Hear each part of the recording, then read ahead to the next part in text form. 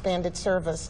And what this truly focused on was restoring some bus lines that were historically in the city pre-Katrina and returning those routes, expanding bus lines, and then improving reliability and frequency across the system. And that's a really good point, because so many people would complain and say it just seems like, you know, I'm waiting, I'm waiting, I'm waiting. You know, where have you made improvements with that? Are you happy where you're at with that, with getting them on time and not having people wait too long? Well, we're happy with the improvements that were made. We recognize that we could always make more improvements and give more service, but the real focus of this particular enhancement were on neighborhoods that came to us and asked for more service, places where we felt we really needed to make an investment to give an equitable and accessible system. So we focused on New Orleans East, where 3 express lines are now coming from New Orleans East, providing local service first in that eastern neighborhood, but then connecting to the interstate once it hits the Desire Parkway area and giving people a 1-seat ride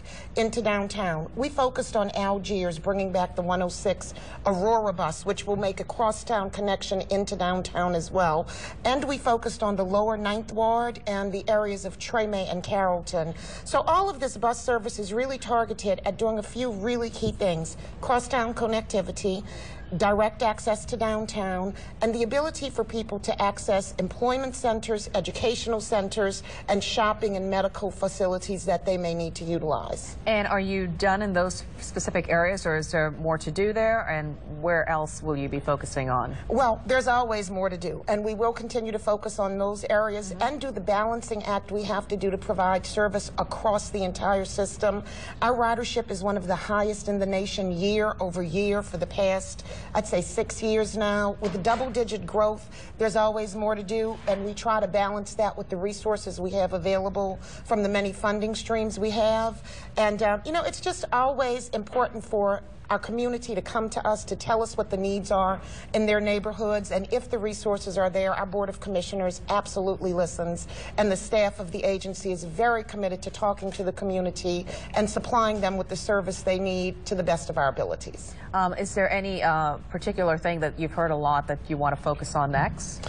I think one of the things we want to focus on is improving frequency so that people do not have those long wait times, and it's access, access, access. The people of New Orleans are really looking for the ability to have 1-seat rides across the city. Regionalization is another big issue that keeps coming up for people to make those connections into other parishes, and we're working on all of those things.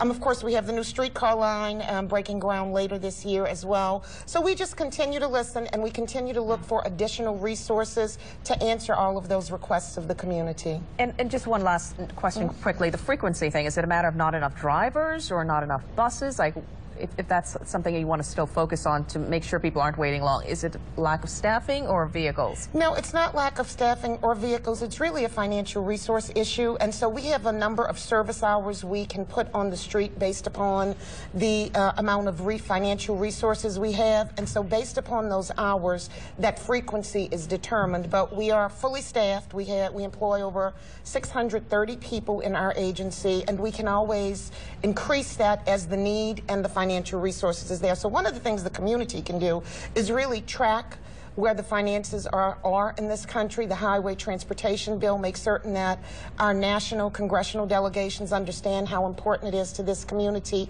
And in New Orleans, we have a community that is very reliant on public transportation. Right. So we need to let our leaders know, and they need to help us be innovative in finding new sources of funding so we can provide them more service. We're committed to do that, just like they're committed to having it. Okay, thank you so much, Patrice. Thank you for coming in. Thank you. The ladies from the RTA. 8:26 right now. The U.S.